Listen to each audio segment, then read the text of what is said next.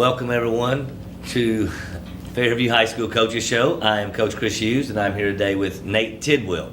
How you doing, Nate? I'm good. I'm doing good. Nate is here because he is the Fairview Yellow Jacket Player of the Week this week. Nathan had 4 tackles, a sack, a 48-yard punt return, and a fumble recovery for a 55-yard touchdown in the game against East Robertson that we won 35-0. Had a pretty big game, didn't you, Nathan? Yeah, it was one of my best games. Good, good. And I'm going to ask you a few questions about the game, and then we're going to show a few highlights, and we'll talk about those. First, I want to know, being our first game, how excited was the team? What was the morale of the team before the game started? I could easily tell that everybody was pumped up and ready to go, feeling confident about the game, and just wanted to get it done. Ready to get going.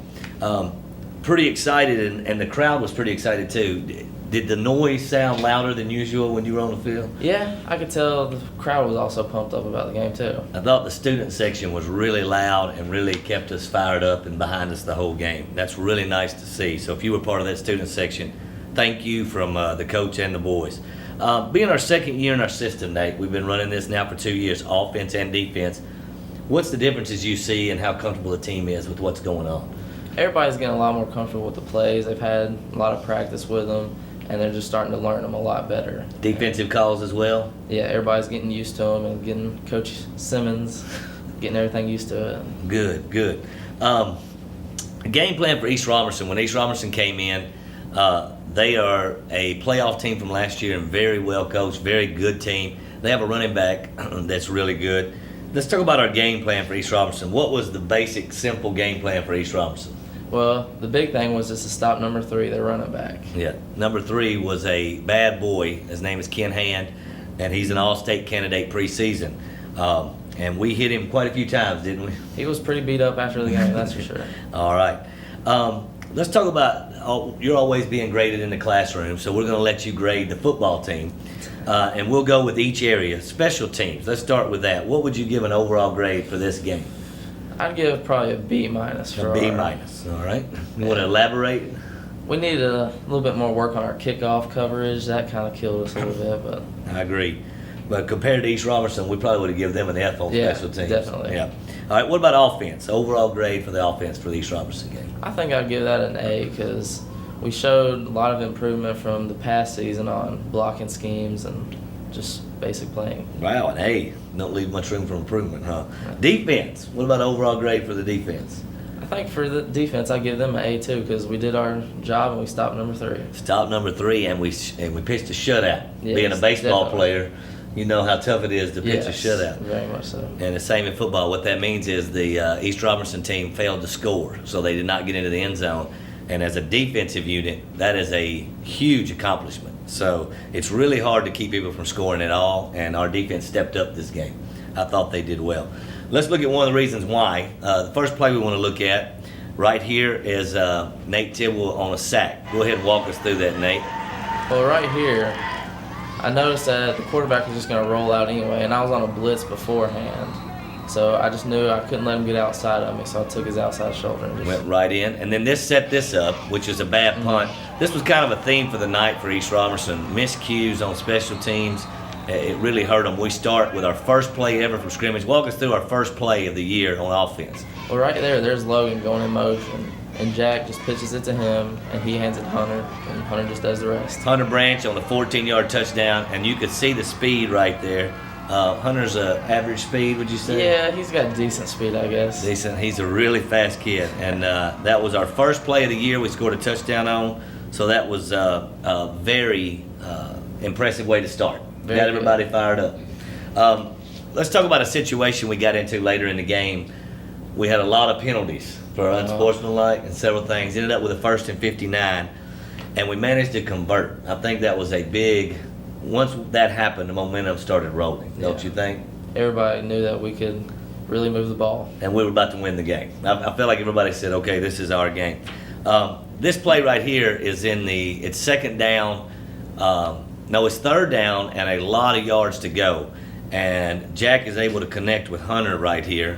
And I'll let you kind of talk about this play right here. This was the Stanford, Florida. Nate knows what that means, but you're going to see Jack throw a ball to Hunter Branch deep. Go ahead, Nate. Well, right here, we just had to make sure that we had to get the corner kind of a little bit stumbled. And this was definitely a big play and a big momentum shift for us. Huge.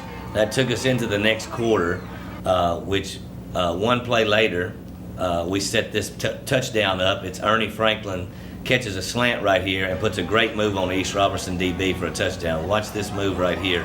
He jabs inside, steps out, and the guy falls down, and Ernie's in for a touchdown. And that was Good. on 4th down, too. That was on 4th down, and it was huge, and you see the excitement that it caused for the Yellow Jackets. All right, here I wanted to show this because our special teams, we've brought 2 kickers in this year, David Higgins and Nathan Green. They've been working just on kicking all the time. How do you think that's worked out? As you see Nathan here kick the extra point through, he was 5 for 5 that night. How big is that for a team and for everything we're doing? It's very big. Extra points are actually a big part of the game, too, because 1 point can mean a lot in football. That's exactly right. So that was a huge thing for us, and Nathan and David are both doing a good job, but Nathan was 5 for 5 on extra points. Here we get Jacob Chapdelaine scores a touchdown, and I can't imagine how excited he was. Linemen love to carry the ball, but we're in our smash set. Walk us through this, Nate. Well, Chappie, he's been wanting to get one of these for a long time, and what we do is get everybody that's big on the team just in there and just push everybody back. Just smash them back. And that was a good, really good run by Chapdelaine, untouched into the end zone. And that put us up by 3 scores. And then this is what number 3 had to deal with all night. Watch this defensive play by the Yellow Jackets. This is number 3 that gets the handoff, and this is how we hit him all night. He took a pounding, and that was a bunch of Yellow Jackets in there, Nate. And so it was amazing to me he made it through the game, but he did a good job carrying the ball, but he took a pounding, don't you think? We heard that he was just very exhausted and wore out from this so game. All right, a couple more plays I want to look at. On this play, you're going to see Julian take a jet sweep handoff, and you're going to see some really good blocking. So I'm going to let you talk about this too, Nate. Walk us through this. Well, Julian has really good speed to begin with, but there also has to be amazing blocking for a play like this to happen. And yet again, our offense just shows that we can do it. And then he handed the ball to the referee, which is an important part of the game, right? Yeah, can't have another 1st and 58. All right, let's look at 2 of your biggest plays. And Julian had a good game also. But this was a punt return later on in the game. And it kind of set us up. They were pinning us back, and it looked like they might score and was holding it. And you broke this punt return.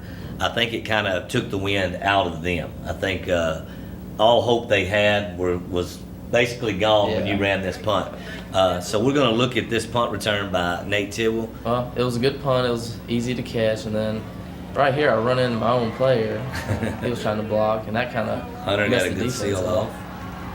And then I just couldn't get around that one guy. But what a great run, though. 48 yards, and you looked a little tired after that as well.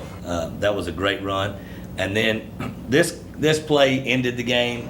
This fumble return by Nate Tibble was basically the last score for us. Go ahead, Nate. Ball drops loose. the ball dropped loose, and I saw it, and then whenever I was trying to pick it up, I kind of kicked it a little bit and then picked it up again and then just ran it all the way back. Touchdown, Yellow Jackets. What do we call that, Nate?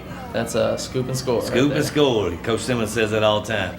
So we don't try to jump on it. We try to pick it up and get points out of it, and Nate did that. We're very athletic, so that was great. Let's talk about our next game. We play East Hickman this week. They're 0-2. We're 1-0. How do you see going into that game? What's the game plan, and how do you see things turning out? Well, everybody on the team feels really confident, but we can't overlook anybody this season. We just got to stick with them, and everybody's expecting another showing like this. All right, so we're expecting to have a good week. District standings, our district in 12AA, every team lost this week except for Hickman County and us. We were on a bye week. The overall standings, we're the only team that hasn't lost a game in our district, which this year with wins only being the criteria to get in the playoffs, that's pretty big. How is the team feeling about that? What's it going to take to maintain from here out? Well, we're just going to have to keep doing what we're doing, practicing hard, and we just can't get big-headed and too confident over it. But we have a good chance. We kind of control our own destiny. That's true. And so I hope this Friday East Hickman's coming in, and this is a big game. East Hickman and us have a pretty rivalry from the middle school days, and they're wanting to get to that level. But in the high school, we seem to have dominated them for the last few years. So we're hoping to keep that going. I would ask that you come out and support the Yellow Jackets this Friday, and we play East Hickman at home at 7:30. And I'd like to thank Nate for being here, Nate. Thank you. And I look forward to another huge game out of you and the rest of the Yellow Jackets. Coach Hughes, that's Nate Tidwell, and we will see you next week on Fairview's Coaches Show.